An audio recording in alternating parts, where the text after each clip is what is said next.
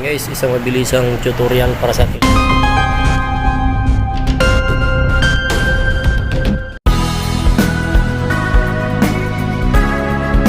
So, ADB 160, paano natin reset ang kanyang oil change.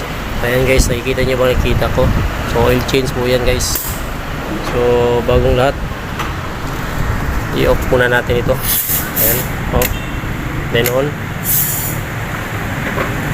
Ayan, oil change. So naka trip A tayo guys. Ayan, trip A. Then, so hanapin natin ang kanyang total average.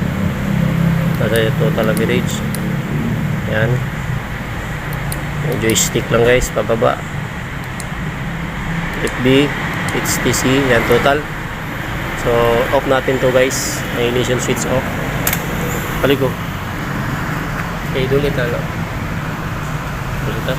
Then off, then on.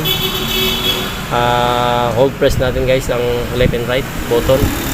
Long press, hold, then tayong mag-blink.